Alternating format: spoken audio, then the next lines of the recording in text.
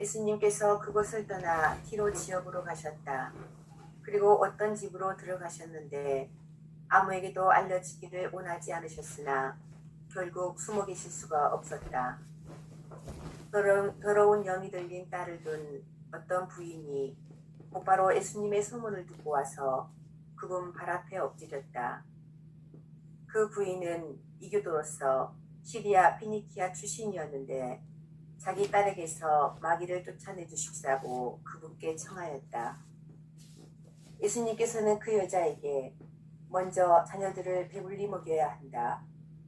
자녀들의 빵을 집어 강아지들에게 던져주는 것은 옳지 않다 하고 말씀하셨다. 그러자 그 여자가 주님, 그러나 상 아래에 있는 강아지들도 자식들이 떨어뜨린 부스러기는 먹습니다 하고 응답하였다.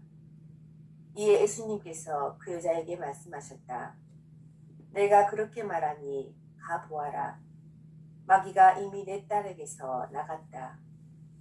그 여자가 집에 가서 보니 아이는 침상에 누워있고 마귀는 나가고 없었다. 네, 예수님께서 시로 페니키아 지방, 띠로 지방으로 가셔서 아무도 없는 조용한 곳에서 좀 쉬려고 가셨나 봐요. 우리로 얘기하면 피정, 세상을 떠나서 조용히 쉬고 싶은 곳에 좀 계시고 싶어서 띠로 지방으로 가셨는데 금방 예수님이 그곳에 가셨다는 소문들이 생겨서 거기까지 예수님을 찾아온 사람들이 있었어요. 우리도 가끔은 어디 세상을 떠나서 피정 가고 싶은 마음이 종종 있어요. 예수님처럼 피정집에 가서 좀 며칠 쉬었다 올까 하는 생각이 있는데, 그것은 기본적으로 우리가 예수님께서 피정, 세상을 피해서 조용하게 머무르는 그것이 세상을 피하기 위한 세상 피정이 아니고 세상에 들어가기 위한 피정이죠. 세상에 파견되기 위한, 세상에서 살기 위한 피정이죠. 그러니까 나는 사람들을 섬기러 왔다. 내가 섬김을 받으러 온 것이 아니라 사람들을, 그리고 세상을 섬기러 왔다라고 하신 예수님은 세상을 피해서 도망가실 분이 아니요, 세상의 한가운데 우리와 함께 세상 안에서 당당하게 세상 사람들과 함께 사신 분이었기에 우리도 역시 그분처럼 세상 안에 파견된 사람들이잖아요. 그렇죠? 그럼에도 불구하고 가끔은 이렇게 휴식이라는 것을 하고 싶은 마음이 있는 것이지만, 휴식이라고 하는 건 다시 한번 다른 의미로 들여다보면 우리가 무슨 편안한 곳에 편안하게 쉰다고 해서 휴식이 되는 게 아니라 진정한 의미의 휴식과 안식은 어디에 있냐면 내가 나에게 주는 휴식, 내가 나를 만나는 휴식, 내가 지금 여기 이 자리에 머무르는 것, 그것보다 더 편안한 휴식은 세상에 없어요. 그래서 세상에서 가장 편안한 휴식은 어디요? 지금 여기 이 자리, 눈앞에 이 자리가 세상에서 가장 편안한 자리요? 그렇습니다. 백합이 향기를 뿜는데 아침에는 사람을 반기고 저녁에는 사람들을 귀찮아하지 않지요. 그런 것처럼 성령의 사람으로 살아가는 사람들, 그래서 성령으로서 이 세상과 나와 이 세상이 둘이 아님을 아는 삼위일체의 신비를 사는 사람들은 사람에게 장애물은 있어도, 그런 사람에게 장애물은 있어도 장애는 없는 거예요. 왜냐하면 그게 장애로 보이지 않아. 나를 성가시게 구는 사람은 있어도 성가신 사람은 없는 거야. 나를 성가시게 굴어도 그걸 성가시다고 생각하지 않으면, 있는 그대로 그것을 받아들이고 수용하면 성가신 사람이 아닌 거예요. 그래서 내게 어떤 조건이나 상황이나 흐름이 온다 해도 지금 여기 이 자리, 눈앞에 이 자리를 놓치지만 않는다면 그 어떤 것도 성가신 일이란 없는 거예요. 그죠? 힘들고 어렵고 고통스럽고 또 견디어내야 할 일은 분명히 있지. 그렇지만 그것들이 내가 저항해야 할 그 무엇은 아닌 거예요. 있는 그대로, 지금 이대로, 주어진 그대로 살아있는 나의 현존을 드러내는 현실이기 때문이다. 이렇게 보는 거지요. 그런데 오늘 이 시로페니케아 여인의 얘기를 보면 그렇죠? 예수님께서 이 시로페니케아 여인에게 이런 얘기를 합니다. 자녀들이 먹을 빵을 강아지에게 던져주는 것은 옳지 않다. 이 시로페니케아 여인은 누구냐면 그 딸이 악령에 들린 딸이 있어서 그 딸을 마귀를 쫓아내 달라고 청하기 위해서 예수님을 찾아온 거예요. 그런데 예수님은 너무나도 엉뚱한 소리를 하셔요. 자녀들을 먼저 배불려야 되지 않겠느냐. 자녀들이 먹을 빵을 강아지에게 던져주는 것은 옳지 않다. 도대체가 예수님은 경계가 없으신 분이고 둘이 아닌 세상을 사는 분인데 어찌하여 자녀들이 먼저 배불리 먹어야 한다라고 하는 말을 했을까? 당대의 제자들과 유대인들은 이스라엘 백성, 유대인들과 이방인들을 철저하게 나누어서 유대인들만 하느님의 자녀라고 생각했던 거예요. 그죠? 이스라엘 백성만 하느님의 자녀라고 생각했던 거예요. 그래서 예수님은 먼저 그들의 생각을 드러내기 위해서 그런 거죠. 자녀들이 먼저 배불리 먹어야 한다. 제자들이 먼저 배불리 먹어야 한다. 유대인들이 먼저 배불리 먹어야 한다. 그 다음에 이방인들은 그 다음이다. 그래서 자녀들이 먹을 빵을 강아지에게 던져주는 것은 좋지 않다라고 하는 이 말씀을 드림으로써 유대인들이 가지고 있는 속마음을, 제자들이 가지고 있는 속마음을 드러낸 거예요. 너희들 그런 생각을 가지고 있는 거지? 라고 얘기하죠. 그랬더니 이것에 대한 반응을 이방인은 이렇게 대답합니다. 그렇기는 합니다만 상 밑에 있는 강아지도 아이들이 먹다 떨어진 부스러기는 먹지 않습니까? 라고 얘기를 해요. 그러니까 이방인 시로페니케아 여인은 이 예수님의 말씀을 딱 받아서 뭘로 보냐면 그렇기는 합니다만 상 밑에 있는 강아지도 부스러기는 먹는다 라고 하는 말을 통해서 유대인과 이방인이 모두 다 하느님의 자녀임을, 사실상 둘이 아님을 이방인 시로페니케아 여인이 고백한 거예요. 이게 바로 성령으로 보는 눈을, 이방인 시로페니케아 여인의 눈이 이미 그걸 보고 있었다는 거잖아요. 그래서 예수님의 반응이 이렇습니다. 옳은 말이다. 어서 돌아가 보라. 마귀가 이미 네 딸에게서 떠나갔다. 그리고 집에 돌아가서 보니까 마귀가 떠나가고 없었다라고 이렇게 고백하는 거예요. 그러니까 마귀가 뭐예요? 악령이라고 하는 건 자기 생각에 빠진 사람들. 그러니까 당대 유대인이나 당대의 제자들도 유대인과 이방인을 따로 국밥으로 나누어 본 거예요. 유대인만, 이스라엘 백성만 하느님의 아들, 딸이라고 생각했다고 하는 것을 드러내는 거지요.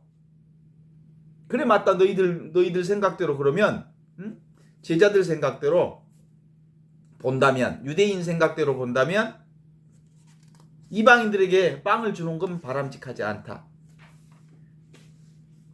자녀들이 먹을 빵을 강아지에게 던져주는 건 좋지 않다라고 얘기하지만, 그걸 통해서 그렇지, 그렇기는 하지만 사실은 아이들이 먹는 빵 부스러기도 강아지가 먹지 않습니까? 라는 고백을 하는 시로페니키아 여인을 보면서 옳다, 네가 옳다, 이렇게 드러냄으로써 이방인과 유대인이, 이방인과 이스라엘 백성들이 둘이 아닌 모두 다 경계 없이 하느님의 자녀임을 고백하는 글을 보고 그에게서 이미 너는 너의 딸이 마귀에서 떠나갔다라고 얘기한 거예요.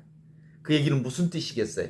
사실상 둘로 보는 것, 둘로 따로 보는 것, 나 따로, 세상 따로, 나 따로, 이웃 따로, 나 따로, 너 따로, 이방인 따로, 유대인 따로 있다고 생각하는 이 생각이 사실은 인간의 생각, 분별, 마귀, 악령의 생각이라는 거예요. 그러나 성령이 오면 자연스럽게 마귀의 생각, 악령의 생각은 사라지고 없는 거예요. 실제로 그런 구별은 없어. 누가 만들어낸 구별이요? 인간의 생각이 만들어낸 거예요. 어떤 구별도 사람에게는 없어요. 하느님에게는 어떤 구별도 없었던 거예요. 그렇습니다. 자기 생각에 빠져버리면 늘 나 따로, 세상 따로가 일어나지만 하느님의 눈으로 보면 인간의 눈으로 보여지는 이 물결들이 모두 다 물이라는 것을 알아차리게 돼. 마음의 움직임이 따로 있으면, 모두 다 생각에 빠져 있으면 모두 다 그들은 마귀에 빠져 있는 거예요. 그러니까 맨 처음에 당신 딸이 악령에 들렸다고 생각한 것은 자기 생각이에요. 있는 그대로 그는 내가 마귀 들렸다는 생각을 내려놓는 순간 아이도 마귀 들린 아이가 되지 않는 거예요. 그래서 세상 분별 안에 살면서 세상에 빠져서 세상에 속한 사람이 아니어야 비로소 성령의 사람으로 살게 된다라고 하는 거거든요. 그렇습니다. 우리의 생각, 이 생각은 언젠가 깨져야 할 생각들이에요. 생각도 생명이니까 때가 되면 깨져야 되는 거거든요. 마땅히 깨져야 할 생각이 이제 깨지는 순간들이 온 거예요. 보통 알 껍데기도 병아리를 보호하기 위해서 알 껍데기가 필요해. 그렇지만 어느 순간 이 생명이 자라나서 성숙하면 이 껍질을 빼고 온전히 하나인 세상에 나오게 되는 거거든요. 이게 부활이지요. 이게 하느님 생명과 하나 되는 부활인 거거든요. 그러나 일정 정도는 알의 보호를 받는 보호가 필요하지만 결코 생각은 깨어져야 할 생각들이지. 동의하십니까? 사람과 나 사이에, 사람들과 예수님 사이에 예수님의 이어주는 어떤 놀라운 은혜의 복음 말씀이 있지만 결국 우리가 예수님을 만나면 예수님과 내가 따로 없는 어떤 상황에 그 만남을 체험하게 되지요. 우리가 예수님을 만나기 전에는 예수님은 성경의 말씀으로 들어오지만 우리가 세례를 받고 성령 안에서 온전히 예수님을 만나는 사람은 사실은 둘이 아닌 세상을 보게 되는 거거든요. 그래서 예수는 나와 둘이 아니고, 예수는 하느님과 둘이 아니고, 그리고 하느님과 내가 둘이 아닌 이 세상을 열어주는 것이 곧 누구냐면 성령이 우리와 함께 할 때 이루어지는 축복이라고 말할 수 있어요. 우리가 할 수 있는 일은 늘 지금 이대로 있는 그대로 이미 둘이 아닌 이 하나를 사는 것. 그것이 바로 성령의 도움으로만 가능한 일이거든요. 성령의 도움이 우리 안에, 성령께서 우리 안에 들어오시면 아하, 내가 하는 일이 아니구나. 하느님이 일하셨구나. 하느님이 모두가 다 하시는구나 라는 것을 알아차려 내가 하는 일인 것 줄 알고 살았더니 실제로는 하느님이 하셨구나. 이미 있는 이 하느님이 모든 것을 다 하고 계셨다는 것을 알아차리는 순간 나의 생각과 나의 행위를 멈추게 되지요. 그래요. 구약에도 요셉의 형제들이 그걸 아는 고백을 하지요. 아하, 하느님이 계셨는데 우리가 모르고 있었구나 라고 하는 것이 요셉 형제들이 드디어 요셉을 만나서 고백하게 되거든요. 그게 바로 성령을 통하여 하느님께서 온갖 것을 다 하고 계심을 알아차리는 그것. 하느님이 모든 것을 다 하고 계신 것을 알아차리는 순간 나의 생각과 나의 노력을 내려놓게 되는 거거든요. 그래서 우리 인간의 생각과 감정 이전에 이미 하느님이 모든 것을 다 하고 계심을 알게 되는 것. 인간의 생각과 감정에서 깨어나면 성령께서 둘이 아닌 세상을 이끌어 가시고 있다는 것을 알게 되는 것이죠. 그러므로 둘인 세상, 이건 끊임없이 생각과 감정으로 살 수밖에 없지요. 자기 생각, 자기 감정, 자기 분별, 자기 의지로 오늘 하루를 산 것처럼 보이지만 실제로 성령이 우리 안에 오시면 눈앞에 이것이 열려서 뭐가 보여요? 오늘 하루 했던 모든 일들이, 봉사활동들이 다 그분이 함께 하셔서 일하신 일이라는 것을 알게 되지요. 그래요.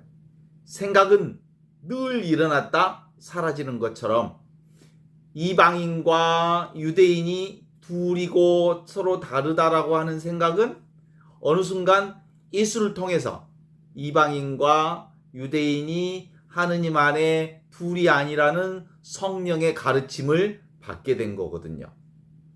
그런 것처럼 시로페니케아 여인도 바로 예수님을 만나는 순간 바로 유대인과 이방인이 둘이 아니라는 눈이 열림으로써 비로소 너는 너희 아이가 마귀로부터 자유로워졌다는 사실을 알게 된다.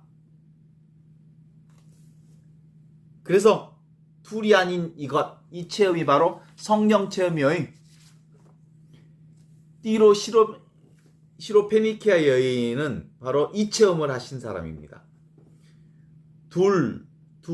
그것은 분별, 생각, 마귀, 악령이 우리를 사로잡으면 늘 나 따로 세상 따로 있는 것 같지만 실제로 하느님의 성령으로 세상을 보면 오직 하느님의 일이라는 것을 알게 됨으로써 나의 생각이 멈추게 되죠. 그래서 강아지도 아이들이 먹다 남은 부스러기를 먹지 않습니까? 강아지와 아이들이 둘이 아닌 하늘 생명임을 모두 다 이것임을 알아차리는 거죠. 그래서 창조주와 피조물과 창조 행위가 온전히 하나로 이루어지는 이것뿐이라는 사실을 성령을 통해서 알아차리는 일이 오늘 이 시로페니케아 여인의 성령 체험, 하느님 체험을 통해서 알게 된 체험의 놀라운 기적으로 말할 수 있습니다. 그러니까 사실은 악령이 따로 있거나 마귀가 따로 있다는 것은 인간의 생각일 뿐이요. 사실은 악령도 마귀도 없는 거야. 이 생각이 만들어낸 거지. 그래서 내가 따로 없는 거죠. 온전히 이것뿐이잖아요. 지금 여기 이 순간. 그래서 생각에 빠져들지 않게 되지요. 성령 안에 있으면 이 순간 지금 여기 여기를 사는 사람들은. 그래서 감정에 빠져들지 않죠. 지금 눈앞에 있는 이 일이 아니면 모두 다 사라지고 없는 거지요. 그래서 온통 세상 모든 일이 다 이 일로 규착이 되는 거거든요. 그래서 성령의 소식이 오면 생각에 속고 있는 게 보여요. 성령의 이 소식이 오면 나의 생각의 조작질이 그리고 나의 감정이 이리 끼달리고 저리 끄달리는 것이 멈추게 되지요. 그래서 이 성령이 오게 되면 생각을 더 이상 하지 않게 되고 인간의 노력으로 애쓰지 않게 되고 그래서 시끄러움 속에 같이 퐁 빠지지 않게 되고 그래서 있는 그대로 지금 이대로가 하나님의 충만한 사랑 가운데 있다는 것을 알게 되거든요. 이게 바로 성령 가운데 사는 사람이 주어지는 성령의 열매가 우리에게 오는 것 아니에요? 성령의 열매가 이렇게 오지요? 사랑, 기쁨, 평화, 인내, 호의, 선의, 성실, 은총, 온유, 절제로 성령의 열매가 오게 되는 거예요. 성령을 받으면 비로소 우리가 끄달리지 않게 됨으로써 나타나는 열매. 인간의 노력을 했기 때문에 나타나는 성령의 열매가 아니라 그냥 인간의 노력을 그만둘 때 나타나는 성령의 열매가 바로 사랑이요, 기쁨이요, 평화요, 인내요, 호의요, 선의요, 성실이요, 온유요, 절제라고 말할 수 있죠. 그러면 이 성령 안에 있으면 우리는 늘 어디를 살아? 지금 여기 이 순간을 살게 됨으로써 과거도 지금 일어난 망상일 뿐, 현재도 지금 일어난 망상일 뿐, 미래도 지금 일어난 망상일 뿐, 실제로는 지금 이 순간밖에 없음을 아는 거죠. 지금 이 자리가 바로 하느님이 일하시는 자리. 저절로 지금 여기 살아있는 하느님이 이 순간 나와 함께 계시는 자리. 이 자리가 시간과 공간을 초월해서 늘 분별, 생각과 감정 이전 자리인 이 하느님의 자리를 살게 되는 거거든요. 그러니까 이 자리는 사실 지금 여기라고 하는 것은 지금도 아니고 여기도 아니야. 그냥 이것뿐이에요. 순간뿐이지. 지금이라고 하는 이 공간을 얘기하는 것이거나 여기라고 하는 이 공간을 얘기하거나 이 시간을 얘기하는 게 아니고 순간만 있다는 거예요. 아무것도 없다는 뜻이에요. 다른 말로는. 이것밖에 없다는 거예요.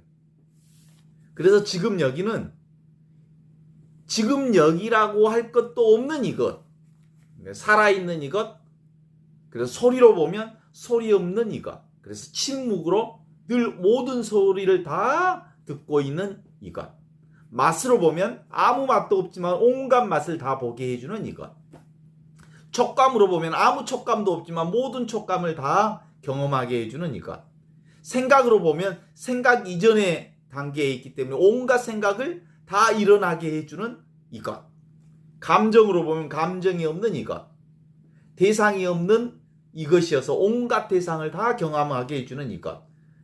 그래서 이것을 떠나서는 도대체가 아무것도 없는 거죠. 그래서 성령께서는 바로 지금 여기 바로 이것을 깨닫게 해주시는 하느님의 은총이요 선물이라고 볼 수 있죠. 맨날 다 이것이라니까 그것이 그냥 소리로만 들려요?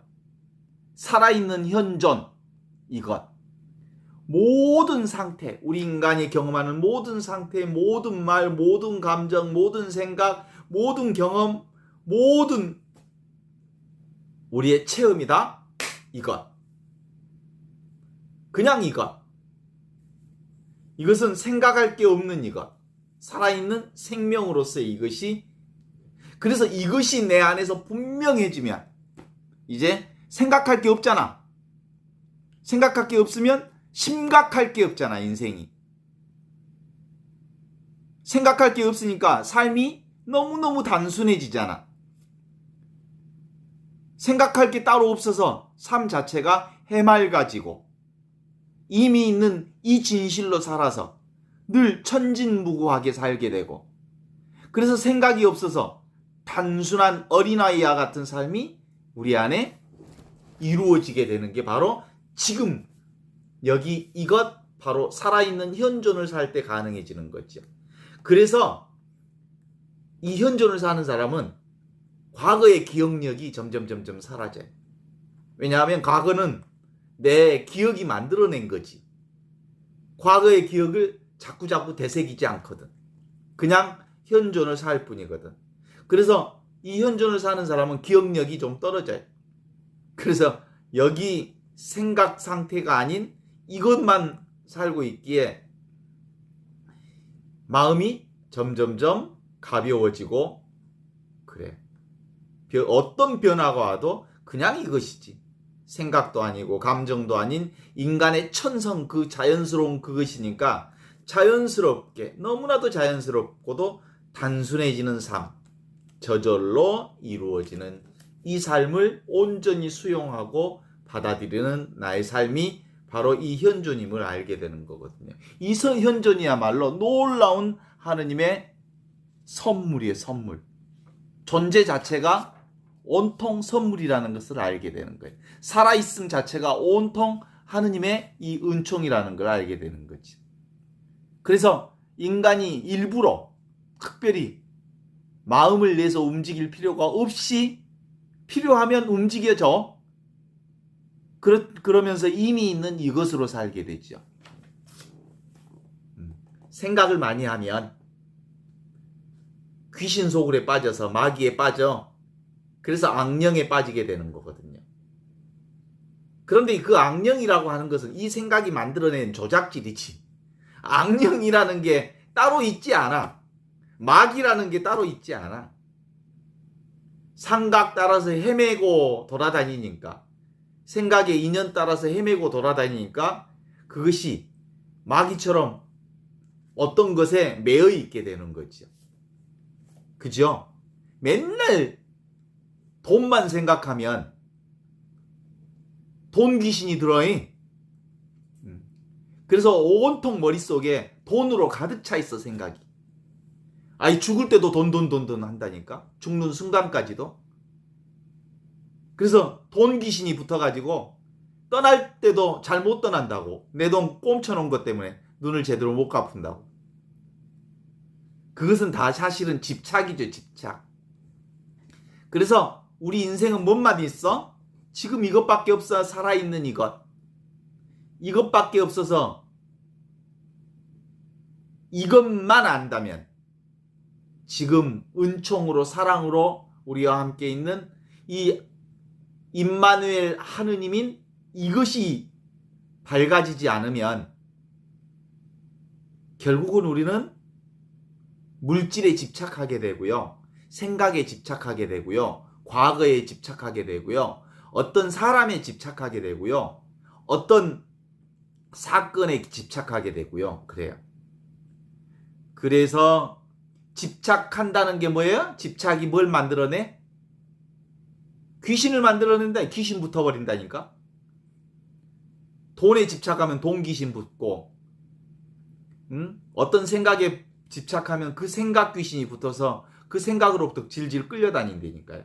그래서 내가 참으로 자유롭게 살 수 없는 한계점을 살아가게 되는 거죠. 이 공부는 악령 들린 딸이 따로 있다는 생각에서 깨어난 시로 페니케아 여인의 얘기입니다. 제자들, 그리고 당대의 이스라엘 사람들, 유대인들은 유대인과 이방인이 얼마나 큰 차이인지 하늘과 땅 차이로 생각했다니까. 그리고 유대인들은 하느님의 자녀이고 이방인들은 개 되지만 또 못하다고 생각했다니까. 그걸 예수님은 이 말씀을 통해서 사실상 이방인과 하느님이 둘이 아닌 것을 보여주기 위해서 시로페니케아 여인의 고백을 이 성경을 통해서 우리에게 얘기해 주시는 거죠. 그렇죠? 이스라엘 백성들이 하느님의 자녀라고. 자녀들이 먹을 빵을 개에게 던져주는 것은 바람직하지 않다. 이방인들은 개 돼지로 생각했다니까. 그런 거 없어. 무슨 성직자나 수도자나 추기경이나 무슨 주교들은 귀한 존재이고 평신도는 그보다 못한 존재라고 택도 없는 소리. 그런 소리를 예수님이 듣는다면 예수님의 삼위일체를 복음을 잘 모르는 사람들의 얘기죠. 복음이 뭐예요? 삼위일체 신비가 곧 복음이요. 나와 세상이, 나와 하느님이 둘이 아니라는 것을 밝혀주신 분이 누구? 성령. 성령이 오시면 둘이 아닌 이 체험을 하게 됨으로써 둘로 구분되고 분별되고 생각에 빠져있고 그런 우리로부터 온전히 둘이 아닌 하나의 세계를 만들어 살게 해주시는 거죠. 그러니까 과거에 유대인들은 바로 분별심, 고정관념, 유대인만 하느님의 자녀라고 하는 생각을 가지고 있었던 것이 사실인데, 사실 그 얘기를 들여다보면 뭐요? 요즘에도 교회에서만 구원이 있다. 이런 가르침이 교회에 한때 있었어요. 교회 안에만 구원이 있다. 이것도 사실은 어느 일정 기간 동안은 그게 필요했을지 몰라, 그 말이. 그러나 온전히 성령 안에서 깨달음이 오면 이것과 저것이 따로 없는 온전한 해방의 구원을 우리에게 보여주시는 거지요. 모든 것은 다 평등하지요? 그래. 아무것도 아닌 이것. 지금 바로 이것이 하느님의 놀라운 은혜요, 은총이요, 성령께서 우리에게 주신 둘이 아닌 하나인 선물, 이것이라고 말할 수 있죠. 성령이 밝아지면 둘이 아님을 안다. 악령이란 따로 없다. 좋고 나쁨도 따로 없다. 좋아도 이것이고 나빠도 이것이고, 온통 성령의 사람은 성부와 성자와 성령 삼위일체 신비를 사는 복음의 사람으로 살게 된다는 게 오늘 우리의 말씀이거든요. 그래서 세례라고 하는 건, 우리가 세례받았다고 할 때 세례는 뭐예요? 성부와 성자와 성령의 이름으로 당신에게 세례를 줍니다. 이거죠? 이게 바로 세례성사의 핵심이에요.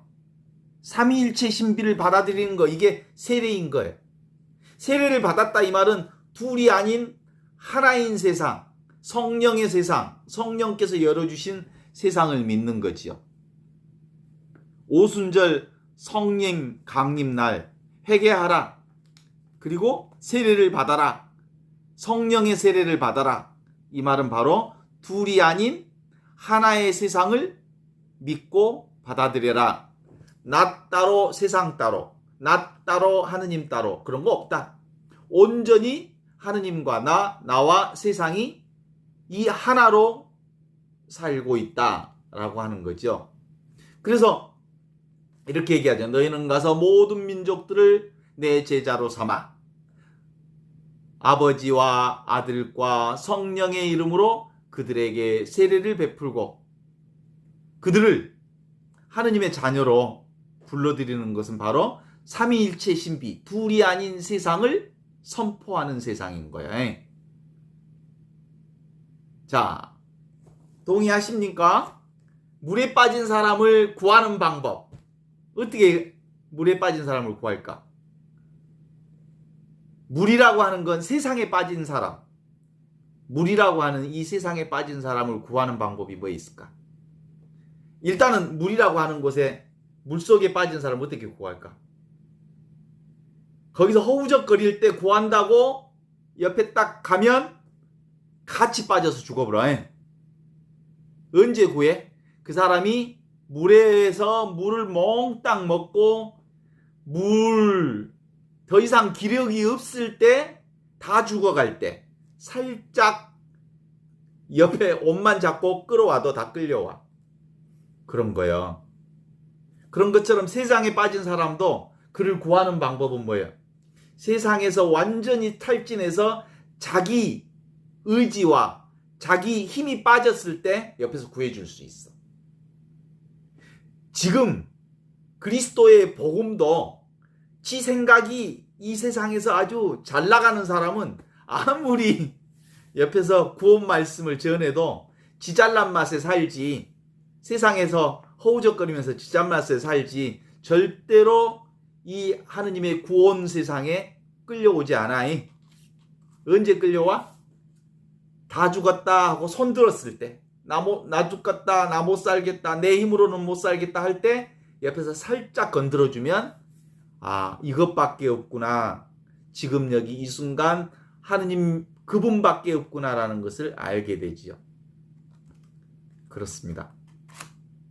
우리가 환자와 의사 사이에서 환자가 그 의사한테 가서 병을 낫고 싶으면 의사가 하는 말을 완전히 믿어야 돼.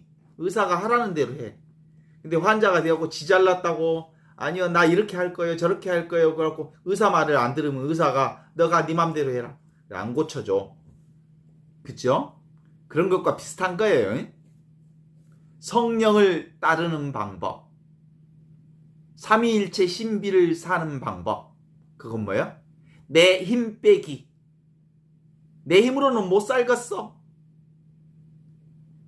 오직 당신만이 나를 살게 해주실 수 있어 라고 하는 그런 성령께 나를 온전히 맡기는 순종하기, 항복하기, 내려놓기, 자기 힘 빼기, 나를 완전히 제로 상태다 내려놓기. 그래야 비로소 성령께서 나를 온전히 당신의 자녀로 써갈 수 있어요. 갈라디아서 5장 16절에도 보면 그런 얘기가 나오죠. 성령의 인도를 받아야 비로소 성령 안에서 지속적으로 충만하십시오. 그러면 하느님과 둘이 아님을 알게 될 것입니다. 이렇게 얘기해 주시거든요. 늘 그렇습니다. 하느님께서는 우리를 어디다 파견해 주셨어? 성령으로 세상 항복한에 파견해 주셔서 아버지와 아들이 둘이 아님을 알려주셨지요. 그래서 오늘 하루 사는 일도 누가 함께 해주셔서 오늘 하루를 살았을까요? 그죠?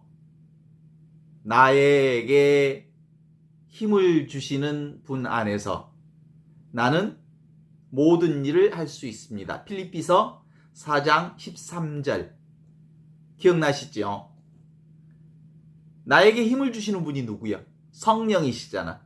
성령 안에서 나는 모든 일을 할 수 있습니다. 이게 필립비서 4장 13절의 얘기. 어떤 운동선수가 그 어떤 기록을 낼 때마다 늘 입에다가 그 주문처럼 애우는 성경 구절이 이 필립비서 4장 13절이라고 그래요. 나에게 힘을 주시는 그분 안에서 나는 모든 일을 할 수 있습니다.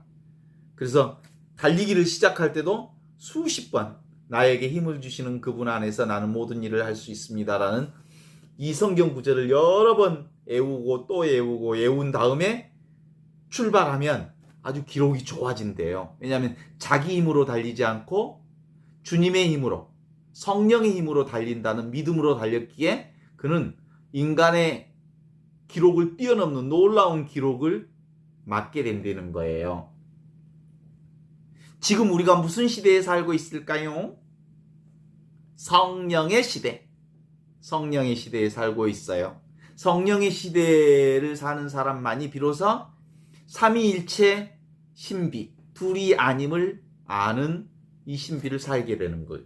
하느님과 예수님이 둘이 아님을 알게 되는 성령, 하느님과 내가 둘이 아님을 알게 되는 성령, 하느님과 세상이 둘이 아님을 알게 되는 성령, 나와 네가 둘이 아님을 알게 되는 성령, 나와 함께 사는 모든 이가 둘이 아님을 알게 되는 이 성령. 이 성령의 강림으로 교회가 탄생했어요. 이 교회는 그래서 이 교회로부터 출발한 이 교회는 꽤 오랫동안 성령을 잊고 살았어. 그러다가 정말로 가톨릭 교회에 성령의 교회가 새롭게 시작된 것은 바티칸 공의회 이후에 비로소 성령이라는 말이 교회 안에서 공부가 시작됐어. 그러니까 신학적으로도 그랬어. 바티칸 이전에는 성령에 대한 얘기가 별로 없었어. 교회만 얘기하고 도구마, 교리에 대한 얘기가 많았지. 그런데 바티칸 공의회 이후에 성령을 그토록 강조했다고 해요. 생명을 주시는 그분 안에서 우리는 모든 것을 할 수 있습니다.